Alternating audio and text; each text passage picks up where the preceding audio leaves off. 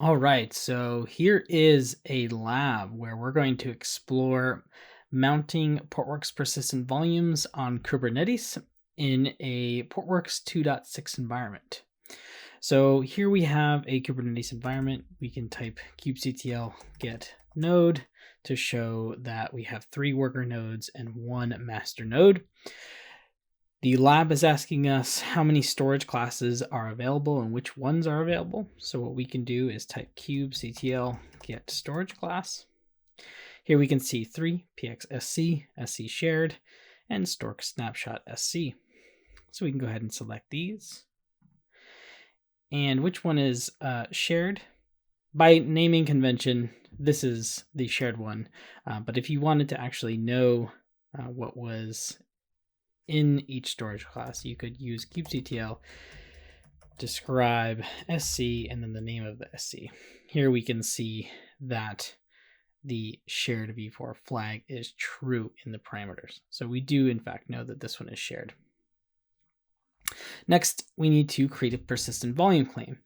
Any application using persistent volumes needs a persistent volume claim that is provisioned from a storage class. In this case, it's saying to name it nginx pvc and use the storage class pxsc. And have the request size for that volume to be 1 gigabyte and the access mode read write only. I'm going to use the show solution here. You can absolutely use your own information, but I'm going to create a file here called pvc YAML, paste in this example, and use kubectl create on that file. Now we've created that PVC, so we can go ahead and type kubectl get PVC to make sure that we have our volume and it's bound. Now let's go ahead and continue to make sure we've done this correctly. Looks like we have. So now it's asking us to mount this volume in a pod.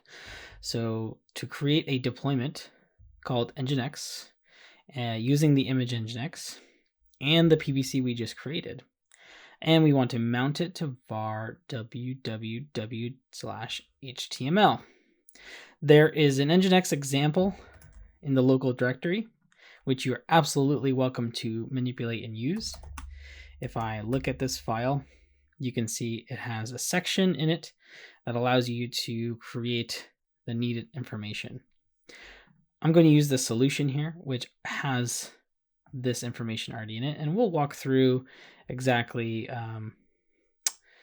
what needed to be added. So let's do vi pod1.yaml, and here we can see there is a deployment. We were asked to name it. Let's hide the solution. We were asked to name nginx. This is where you'd give it the name nginx. We were asked to use the PVC. So here we want a volume mount. And again, the mount path is var www.html as we asked for. The arbitrary name here just maps it down to the volume. So you can, in fact, use anything you want here, but make sure the claim name under persistent volume is nginx pvc, which is the one we created before. So now that we have this file, let's go ahead and create this application. So this creates the nginx deployment as well as a service. To get the output, you can use kubectl get pod. Here we can see we have one nginx deployment up and running, which is using our PVC. In fact, we can see this if we do an exec into the pod, and we should be able to type dfh. Here we can see the Portworx device is mapped to var www.html. So we should be good to go here. Moving on to the next step, we now have to scale this deployment. Right now we have one pod, as you can see here in the get pods command. To scale, we can use the kubectl scale command against this deployment. Now keep in mind, current replicas says if it has this many, then you scale it. So make sure that the current replicas does match. We'll go ahead and scale this. Now we should see 2 pods. But something's going on, right? So let's continue. It's saying, what's the state of the new pod? Well, we can see it's container creating. And I wonder if it's going to continue. It looks like it's not, right? So we can figure out what's going on here, but we can say the new state of the container is container creating. It looks like it's just kind of hanging there. And why is it in this state? So the best thing I would do is kubectl describe pod,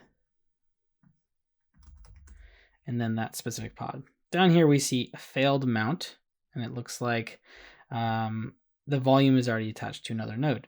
This tells me that that volume that we created, kubectl get pvc, is a read-write only volume, meaning that only one pod can access this pvc at a time. This particular access mode is limiting. When it comes to using more than one pod, we need a shared or NFS style volume. So container image is being pulled, no. Volume dynamically created, no. We did not attach the volume to the host. Yeah, this is true, but really the underlying cause is that we have read write once. So that's definitely the reason. Now we're going to create a new PVC, which is using px shared. So let's go ahead and look at this solution here. Note here, I'm going to create a file called pvc2.yaml. And here we're using the px shared or pxsc shared. And note that the access mode is read write many. So this can have multiple containers attached to it because the pxsc shared is using shared v4 volumes, which is a lot like an NFS share. kubectl create pvc2. There we go. And now let's verify we have our PVC where we want it. Good. We see that our new one just came up. So let's go ahead and continue. Now we're going to create a new deployment called shared deploy. Same image, but this time using 3 replicas and mapping to the same mount point. So you can use that same deployment file or use this example that's here. And I'm going to create a quick file. We have a deployment, the name again, shared deploy, still using Nginx, 3 replicas. Now, of course, we couldn't even use 2 replicas with a read-write only volume, but now we're using the claim name of shared Nginx PVC. This should give us access to the shared PVC, therefore allowing us to create more than 1 replica. So let's go ahead and create this and see what happens.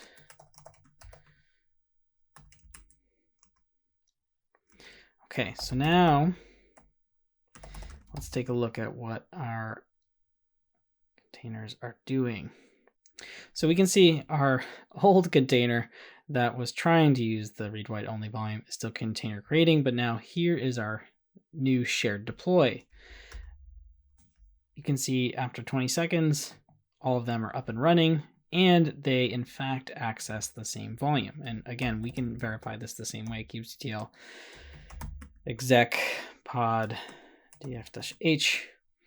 So here we can see it's a little different than what we saw before because again, this is a shared v4 NFS style volume. So this is mapped a lot like an NFS share to var ww html. Now this path likely will look exactly the same in a different pod in the deployment.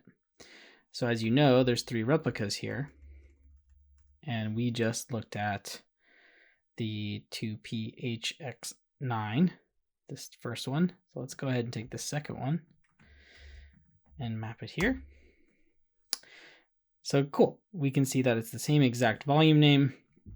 And in fact, if we touch a file in this directory, foop, and in through this container, but we go ahead and look at it from a different container, we should see our file, foo. This shows you that from one container, you can create and manipulate files and, in fact, see them in the other one, meaning that it is actual shared volume. And that is the lab of working with Portworx persistent volumes on Kubernetes. Go ahead and try this yourself. I hope this was a useful overview. Until next time, take care.